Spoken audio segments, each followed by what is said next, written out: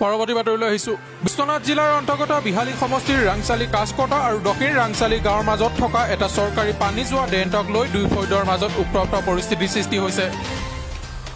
উক্ত ঘটনাৰ কাৰণ হৈছে ৰাংচালিৰ কাছকটাৰ এটা পৰিয়ালৰ এখন স্বাৰ্থক লৈ।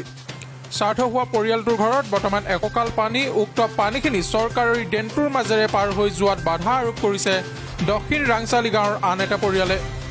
আৰু তাৰ কাৰণ চৰকাৰী পানী যোৱা ড্ৰেইনটোৰে যি পানী ওলাই যায় তেওঁলোকৰ সেই পানীৰে খেতিপথাৰ অনিষ্ট সাধন কৰে।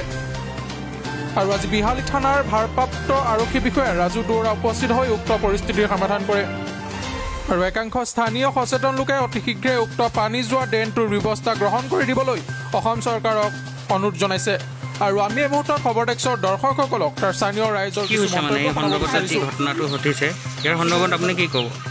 ইয়াৰ সন্দৰ্ভত ক'বলগীয়া এইটোৱেই যে ইয়াত আজি 40-50 বছৰমান হোৱাৰ আগতে এটা কালভাৰ্ট আছিলে।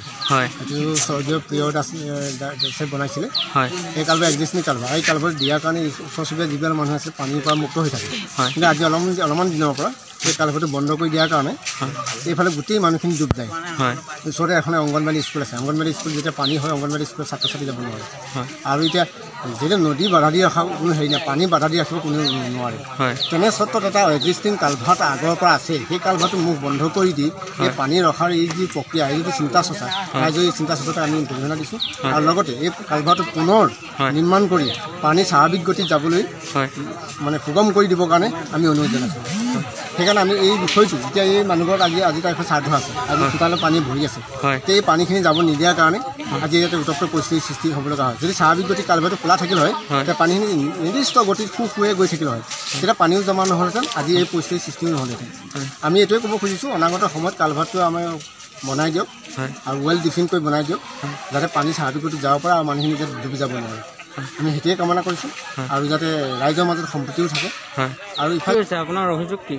অভিযোগ মানে এইটোৰ যিটো এটা ড্ৰেইন দিয়া আছিলে ইয়াত, এই ড্ৰেইন পুল দিয়া আছিলে, কিন্তু সদ্যহতে পানীটো নদীলৈ পৰিবলৈ এইটো ড্ৰেইন খানি দিয়া নাছিলে, এইটো এটা ৰাস্তাহে আছিলে। যেতিয়া এই পুলটো দিয়া হৈ গ'ল, পুলটোৰ পানীয়ে আমাৰ গোটেই বাৰী গৰা খহালে। ব্ৰহ্মপুত্ৰ নদীয়ে মানে এই পানীটো ব্ৰহ্মপুত্ৰত পৰিছে আৰু ব্ৰহ্মপুত্ৰৰ গৰা খহাই আহি আমাৰ বাৰীৰ কেইবাঘৰ মানুহৰ মাটি বাৰী গৰা খহনীয়াই লৈ গৈছে।